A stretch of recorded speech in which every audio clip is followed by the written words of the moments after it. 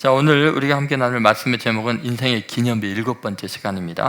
품삯인가 은혜인가 라는 제목입니다.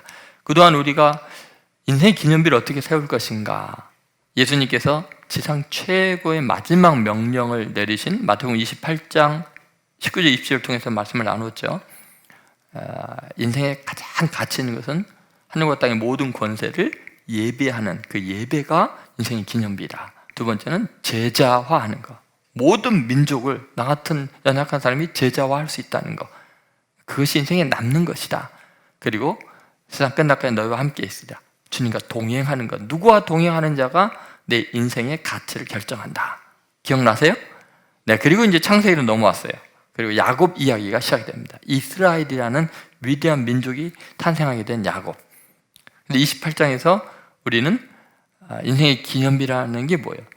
야곱의 소원보다도 하나님이 야곱에게 주고자 하는 하나님의 비전, 하나님의 꿈이 훨씬 더 하나님의 복이 크다는 걸 알았어요. 그래서 내 인생의 기념비는 내가 원하는 걸 이루는 게 아니라 하나님이 내게 주고 싶은 것을 얻는 것이다. 그리고 그 부인 첫 번째 레아를 통해서 인간의 욕망에 대한 이야기를 했어요. 그럼 우리 인생에서 하나님이 주신 꿈은 잠깐이고 일상에서 만나는 건 계속된 우리 개인적인 욕망들, 갈망들이 있는데 그것은 쓸모없는 것이냐? 인생의 대부분인데. 그런데 하나님은 그 욕망도 선으로 바꾸셔서 우리 인생의 기념비가 되게 하신다. 또 라헬을 통해서 경쟁심, 우리가 살아가면서 내 욕망도 있지만 다른 사람의 욕망이 있으니까 경쟁 관계가 되죠. 그것은 굉장히 피곤하고 아픈 건데 하나님은 그것도 선으로 이루셔서 그것마저도 우리 인생의 기념비를 위대하게 바꾸신다라는 말씀을 나눴어요. 그리고 오늘은 이제 야곱과 그 삼촌 라반의 관계예요. 그것은 물질의 문제예요. 여러분, 우리가 인생에 성공한다라고 할 때 어떤 것이 성공이에요? 이 시대는 대부분 인생의 기념비를 세웠다는 게 뭐예요? 얼마나 연봉이 많으냐, 얼마나 돈을 잘 버느냐, 결국 경제력의 문제잖아요. 도대체 이 문제를 하나님은 어떻게 다루실까? 하나님은 내 인생에서 이 정말 가장 세상 사람들이 중요하게 하는 경제의 문제를 어떻게 다룰까? 자, 첫 번째 우리가 생각할 것은 결핍이 준 은혜입니다. 왜 그러면 인간에게는 이 풍요로운 만족한 것이 없을까? 그래서 결핍이 주는 은혜가 있는데 그것은 상호 의존적인 관계를 하나님이 우리에게 선물해 주시는 거예요. 어때? 여러분의 인생에서 상호 의존할 수밖에 없는 그 순간이 언제냐면요, 서로가 서로에게 필요한 건 뭐냐면 나에게 부족함이 있기 때문에, 결핍이 있으면 신기하게 서로를 귀하게 여기고 사랑하는 관계가 됩니다. 결국은 여러분, 물질이 풍성할 때보다도 약간 내게 모자라는 것이 있을 때, 그런 물질뿐만 아니라 모든 것도 마찬가지예요. 내가 스스로 해결할 수 있는 어떤 것이 있을 때 그것을 누군가가 채워주고 도와줄 때 아주 깊은 사랑의 관계, 상호 의존적인 관계가 된다는 거죠. 자, 야곱과 라반, 삼촌 라반의 관계는 어땠어요? 정말 상호 의존적인 관계예요. 왜 그럴까요? 야곱은 사랑하는 아내 라헬을 삼촌에게서 얻을 수 있었어요. 또 라반은 야곱이 너무 열심히 일해갖고 자기 집에 가난했는데 부자가 되었어요. 야곱이라는 존재는 라반에게는 하나님의 복의 통로였고, 집도 없고 의지할 것도 없었던 야곱에게는 라반 삼촌이 생명의 은인이랑 마찬가지죠. 자, 30장 27절을 한번 보시죠. 같이 읽겠습니다. 라반이 그에게 이르되 여호와께서 너로 말미암아 내게 복 주신 줄을 내가 깨달았노니 내가 나를 사랑스럽게 여기거든 그대로 있으라. 어때요? 이제 야곱이 이제 삼촌, 저도 가정을 이루었으니까 내 집안을 세워야 되지 않겠습니까? 언제까지 노예살이 하겠습니까? 14년을 봉사했으니까 이제 가겠습니다. 그랬더니 뭐라 그래요? 여호와께서 너로 말미암아 내게 복 주신 줄을 내가 깨달았노니 너가 나를 사랑스럽게 여기거든. 우리 관계 지금 너무 좋지 않냐? 서로 의존적이고, 그러니까 계속 좀 같이 있어다오, 이렇게 이야기를 합니다. 정말 그 삼촌과 조카 사이에, 또 사위와 장인 사이에 서로 부족한 것을 메꿔주고 도와주는 사랑스러운 관계였습니다. 그렇게 서로 동거하는 것이 서로에게 유익이니까 머물러 있으라라고 이야기를 합니다. 왜요? 부족함이 서로 있었으니까. 그 그때는 야곱에게도 부족한 게 있었어요. 라반에게도 부족한 일손이 필요했던 거죠. 그럴 때 서로 아끼고 사랑하게 됩니다. 자, 여러분도 삶에서 마찬가지예요. 인간은 어느 선까지는 서로 의지하고 사랑하며 살게 돼 있어요. 예를 들면 아브라함과 그 조카 롯의 관계는 어때요? 조카 롯에게는 아버지가 돌아가셨어요. 아브라함에게는 자식이 없었어요. 어떨까요? 그 둘 관계가 얼마나 끈끈하겠어요. 그런데 풍요로워졌어요. 갑자기 거부들이 됐어요. 어떻게 되죠? 서로 싸워요. 그리고 헤어져요. 여러분, 풍요로운 게 복입니까? 결핍이 복입니까? 한번 잘 생각해 보세요. 인간은 결핍 속에서는 사랑이 깊어지지만 모든 것에 부족함이 없는 풍족함을 누리면요, 사람을 경쟁의 대상으로, 착취의 대상으로 바꿔놓습니다. 감사를 잃어버리고 자기의 공로를 세우는 야곱의 모습을 이제 한번 생각해 보세요. 처음에 왔을 때 집도 없고 거할 곳도 없고 그렇게 자기를 챙겨줬는데 그는 자기 때문에 하나님이 복을 줬다고 은근히 자기의 공로로 넘깁니다. 30절 한번 보시죠. 야곱이 뭐라 그러나? 같이 있자 그러니까 뭐라 그랬는지 같이 있습니다. 내가 오기 전에는 외삼촌의 소유가 적더니 번성하여 때를 이루었으니 내 발이 이르는 곳마다 여호와께서 외삼촌에게 복을 주셨나이다. 그러나 나는 언제나 내 집을 세우리까. 야곱이요, 처음에 아무것도 구할 것 없는 사람, 거하게 하고 딸까지 주고 막 이랬는데 계산을 철저히 하고 있었던 거예요. 일일이. 내가 여기 오기 전에는 삼촌의 소유가 적더니 지금 이렇게 큰 때를 이루었습니다. 자기의 수고에 보답하지 못한 것에 대한 불만이 지금 부자가 되니까 생기고 있습니다. 하나님의 은혜가 자기의 발길을 따라서 주어졌다고 하는 거예요. 하나님의 은혜가 먼저가 아니고 자기가 수고한 것에 하나님이 복을 주셨다, 이렇게 이야기를 합니다. 그러니까 자기의 공로를 내세우면 은혜는 사라집니다. 감사한 마음은 없어집니다. 여러분 항상 그렇잖아요. 부부간의 관계도 그렇고 직장 생활도 똑같습니다. 감사가 없이 자기의 공로를 내세우는 순간부터 이제 헤어질 준비를 하고 있는 거나 마찬가지죠. 여러분 꼭 이 세상에서 상처받고 힘들 때 꼭 기억하세요. 결핍 때문에 주는 하나님의 은혜가 있지만 계산적인 인간 속에서 상처받을 때마다 주님께로 달려가서 위로받으시는 성도 되시기를 주의 이름으로 소망합니다. 자, 두 번째, 이 치밀한 인간들의 이제 계산, 인간들의 치밀한 계산으로 인한 이 아픔들을 한번 우리가 보려고 합니다. 그래서 위선적 희생의 논리. 여러분 인간은요, 계산을 하면서도요, 철저하게 경제적인 논리로 관계를 맺으면서도요, 겉으로는 엄청난 희생을 하고 있다고 논리를 이끌어갑니다. 그게 지금 이제 삼촌 라반하고 이 야곱이 이 계약 관계를 맺는 과정이에요. 이 경제 활동의 모든 것들이요, 그렇잖아요. 장사하는 사람도 네, 손해 보면서 팝니다. 손해 보면서 파는 사람 봤어요?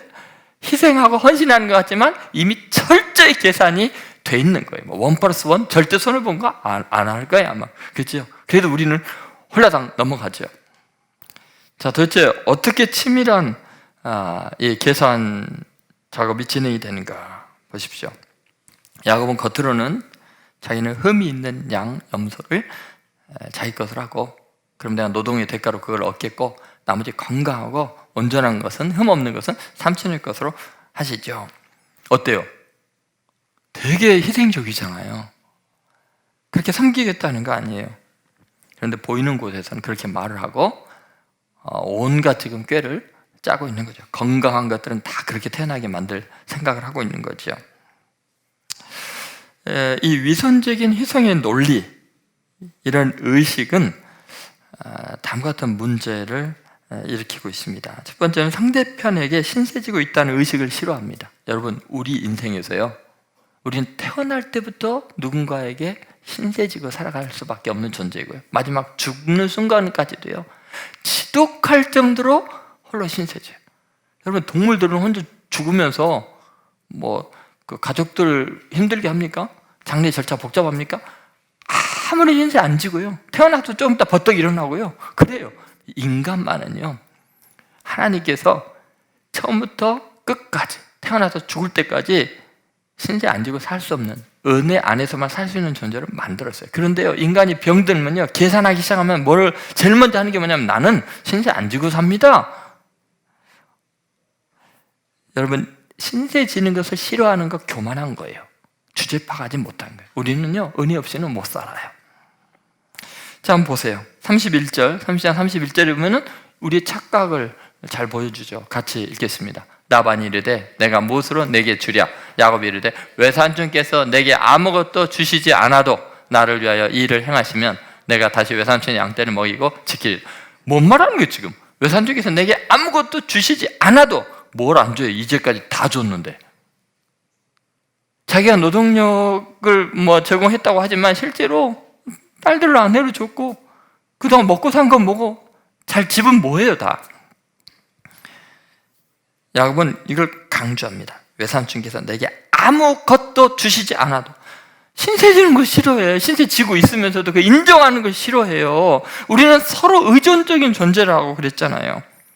성경은 사람이 내가 은혜 때문에 삽니다. 당신이 나 섬겨줘서 내가 건강하게 살고 행복합니다. 당신 없었으면 내 삶이 뭐가 됐겠어요? 그 말하는 게 그렇게 힘들어요? 회사에서 직장 동료이 그러면 안 돼요? 하나님은 은혜 받는 마음, 신세지는 마음을 나쁘게 생각 안 해요. 그래, 원래 우리는 그렇게 살게 만들어졌다는 것을 인정하라는 거예요. 둘째는 생각해보세요. 자기가 희생을 당하고 있다는 것을 각인시키려고 합니다. 나의 공로가 있다는 거죠. 자기는 흠 있는 것만 취하겠다는 거예요. 엄밀한 의미에서 자기 희생이 아니에요. 벌써 이렇게 자기 자랑을 하고 있으면 내가 이렇게 희생합니다. 내가 이렇게 손해봅니다. 희생의 원리를 내세우는 순간 그건 이미 계산을 하고 있다는 거예요. 세 번째는 그것이 하나님의 섭리인 것으로 이제 정당화까지 하려고 합니다. 자, 32절 보시면요, 이렇게 이야기합니다. 오늘 내가 외삼촌의 양떼에 두루 다니며 그 양 중에 아롱진 것과 점 있는 것과 검은 것을 가려내며 또 염소 중에서 점 있는 것과 아롱진 것을 가려내리니 이 같은 것이 내 품삯이 되리이다. 이렇게 이야기를 합니다. 이 같은 것들이 태어나면 내 품삯이 되겠습니다 라고 이야기하는 거예요. 이거는 정당성을 확보하기 위해서 인위성이 없이, 이건 하나님께서 자연스럽게 내 것을 주는 거지 내가 욕심을 내서 뽑아내는 게 아닙니다. 왜냐하면 그렇게 태어난 흠 있는 것만 내 거로 할 테니까요. 여러분, 이런 원리가 뭐예요? 인간들은요, 지독할 정도래요. 그래요? 신세지지 않으려고 그래요? 내가 당신을 위해서 희생했다 그래요? 그리고 이렇게 얻은 소득은 내가 인위적으로 한 게 아니라 하나님이 주셔서 자연스럽게 얻은 거예요. 여러분, 치밀한 인간의 계획이 이렇게 교만한 거예요. 어때요, 여러분은? 여러분 살아가면서 정말 신세지지 않고 사는 것이 대단하다고 생각합니까? 얼마나 인간이 교만해지는지 몰라요. 희생당하고 있다고 생각하십니까? 그럼 이미 지금 병든 관계예요. 하나님의 섭리로 내가 인위적인 게 없습니다. 이렇게 교만할 일이 아니죠. 그런데 여러분, 그러면 라반이 어이구 막 눈물 흘리면서 그랬구나, 너가 뭐 고맙다 그럴 것 같아요? 뛰는 놈 위에 나는 놈이죠. 야, 이 이야기를 진행하면서 읽으면서 저는 너무 충격을 받아요. 야, 삼촌 라반 조금 전에 뭐 나를 사랑하거든 이거라 했는데 이제 딱 야곱이 내가 희생하고 있습니다, 신세진 거 없습니다 이렇게 나오니까요, 정색을 하고 그러냐? 그럼 그렇게 한번 해보자. 그리고서 조치를 취하는데 무서운 조치를 취합니다. 자, 30장 34절부터 36절 한번 라반의 이 행태를 한번 보시죠. 우리들과 다를 바가 없습니다만 같이 있습니다. 라반이 이르되 내가 내 말대로 하리라 하고 그날에 그가 순염소 중 얼룩 무늬 있는 것과 점 있는 것을 가리고 암염소 중 흰 바탕에 아롱진 것과 점 있는 것을 가리고 양 중에 검은 것들을 가려 자기 아들들의 손에 맡기고 자기와 야곱의 사이를 살 길이 뜨게 하였고 야곱은 라반의 남은 양떼를 치니라. 남은 양떼는 뭐 다 하얀 것들이겠죠. 거기서 교미에서 나온 것들은 뭐겠어요? 전부 다 하얀 것들 나오겠죠. 무슨 말이에요? 원천 봉쇄. 야곱에 돌아갈 것이 없도록 점 있는 거 아론진 걸 딱 골라가지고 전부 다 아들들에게 다 맡겨갖고 3일길을 떨어지니까 교미를 할 수가 없잖아요. 그 얼룩진 것들이 그래야 얼룩진 게 태어날 텐데 맨델의 법칙을 몰랐던 거죠. 그 할아버지 될 것이 유전이 된다는 걸 모르는 거예요. 뛰는 놈이야 나는 놈이 있지만 그것 알고 이미 하나님이 섭리를 해놓으셨어요. 맨델의 법칙을 만들어 놓으셨어요. 여러분 보세요. 지금 삼촌 라반이 야곱이 하나도 고마운 줄 모르고 자기 희생했다고 하고 신세 지지 않겠다고 하고 이거 하나님의 섭리를 위겠다 그래 그 원리 그대로 그럼 해보자 한번. 그리고서 네가 그런 식으로 나오면 나도 계산적으로 한다. 내가 계산하면 못할 것 같냐 하고서 완전히 분리를 해놓은 거예요. 슬픈 이야기죠. 여러분 인간이요 어느 정도까지 너가 나를 사랑하면 넌 남아줘라 이렇게 부드럽게 나오지만요 딱 위선적인 계산의 본색이 딱 파악이 돼. 인간은요 영물이라 다 알아요. 그러면 그 순간부터요 그냥 철면피가 됩니다. 그래 네가 그런 식으로 나와? 나한테 은혜 받은 게 없고 신대진 게 없어? 그럼 나도 철저하게 한번 해볼게. 어디 자연스럽게 되나 봐라 하고서 그렇게 계산적으로 치밀하게 따지고 들기 시작합니다. 이런 세상에서 우리들은 서로에게 경계심을 갖고 대할 수밖에 없죠. 그러나 우리 주님은 그렇게 계산적이지 않으세요. 계산을 너무 못하세요.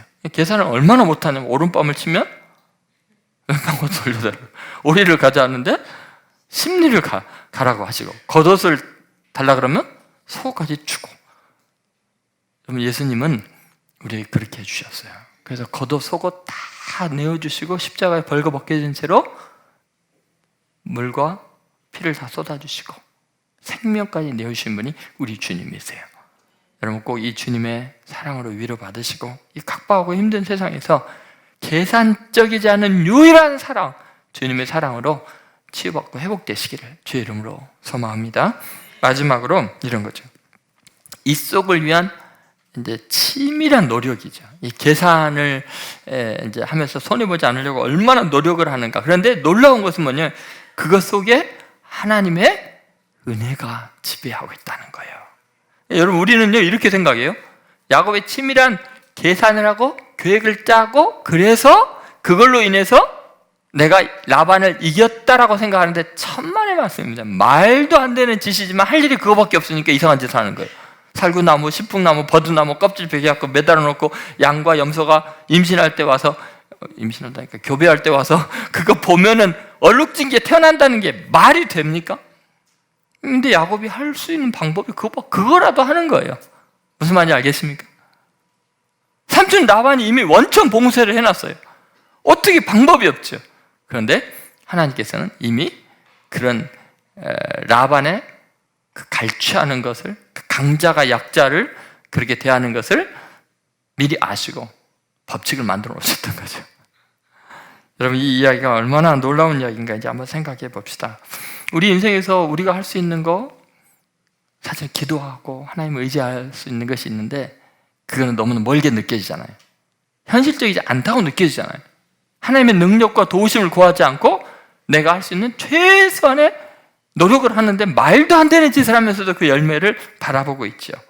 너무나 비과학적이에요. 야곱은 환경적인 영향을 고려하면서 점 있고 얼룩지고 이런 것들을 태어나게 하려고 최선을 다합니다. 자, 그 내용이 37절부터서 39절에 있는데 한번 같이 읽어보겠습니다. 야곱이 버드나무와 살구나무와 신풍나무의 푸른 가지를 가져다가 그것들의 껍질을 벗겨 흰 무늬를 내고 그 껍질 벗긴 가지를 양떼가 와서 먹는 개천의 물 구유에 세워 양떼를 향하게 하매 그떼가 물을 먹으러 올 때 새끼를 베니 가지 앞에서 새끼를 뱀으로 얼룩진 것과 점이 있고 아롱진 것을 낳은지라. 현상적으로 그렇게 됐어요. 자, 무슨 의미일까요? 여러분 이게 가당치도 않는 이야기입니다. 그런데 실제로 신기하게도 그렇게 태어나네요. 이것은요 야곱이 이렇게 머리를 썼기 때문에 그 방법대로 되는 게 아니라 하나님의 은혜를 베풀었기 때문에 그렇게 된 거예요. 지금 인간이 꾀를 써서 손이 안 벌려고 어떻게 발버둥치고 살지만 그것 때문에 되는 게 아니라 하나님은 약한 자, 억울한 자의 형편을 다 보고 계시고 그걸 해결해 주시는 분이시라는 거예요. 그것은 야곱과 하나님께서 약속하신 말씀 때문이었어요. 아, 그래, 내가 베델에서 하나님 나타나서 나를 축복해 주셨지. 그 하나님이 삼촌 라반에게도 나타나서 나를 해치지 못하게 하셨구나. 하나님의 갑자기 손길이 느껴지기 시작하는, 그러니까 30절에서 치밀한 인간의 계산만 있다가 31절에서 갑자기 하나님의 역사에 대한 고백이 막 터져 나와요. 한번 보시죠. 7절, 8절, 9절 한번 읽어보겠습니다. 31장 같이 있습니다. 그대들의 아버지가 나를 속여 품삯을 10번이나 변경하였느니라. 그러나 하나님이 그를 막으사 나를 해치지 못하게 하셨으며 그가 이르기를 젖 믿는 것이 내 삭시 되리라 하면 온 양떼가 나은 것이 젖 믿는 것이요 또 얼룩무늬 있는 것이 내 삭시 되리라 하면 온 양떼가 나은 것이 얼룩무늬 있는 것이니 하나님이 이같이 그대들의 아버지의 가축을 빼앗아 내게 주셨느니라. 놀랍죠? 자기 꾀로 된 줄 알았는데 알고 보니까 하나님이 그렇게 빼앗아 주셨다는 거예요. 왜냐하면 삼촌 라반이 마음이 막 바뀌는 거예요. 10번이나 자꾸 검은 것들이 태어나니까 이제는 얼룩진 거 태어날 때 네 거 되자. 그럼 그 말 하면 또 검은 거 안 태어나고 얼룩진 것만 태어나. 하나님이 섭리하시는구나. 여러분 31장 42절에도 그렇게 간증을 하고 있습니다. 자, 같이 한번 읽어보겠습니다. 우리 아버지 하나님, 아브라함의 하나님, 곧 이삭이 경유하는 이가 나와 함께 계시지 아니하셨더라면 외산팀께서 이제 나를 빈손으로 돌려보내셨으리다마는 하나님이 내 고난과 내 손의 수고를 보시고 어젯밤에 외삼춤을 책망하셨나이다. 아멘. 네, 여러분 인간이 자기가 꽤 계산, 경쟁으로 재물을 얻는 게 아니에요. 한나가 그런 고백하잖아요. 하나님은 부하기도 하시고 가난하기도 하시는 분이라고요. 죽이기도 하고 살리기도 하시는 분이라는 거죠. 여러분 치열하게 싸우고 경쟁하는 이 세상에서 내 꾀로 내 능력으로 세상을 살 수 있는 게 아니에요. 하나님이 보호해 주셔야 되고 하나님이 채워 주셔야 되고 하나님이 허락하시면 막을 사람이 없어요. 여러분 그런 경험이 있으십니까? 저는 수없이 경험을 해요. 수없이 다 빼앗기는 것 같고 다 주는 것 같은데 하나님이 채워주시면요, 다 빼앗아 주시면요 막을 사람이 없어요.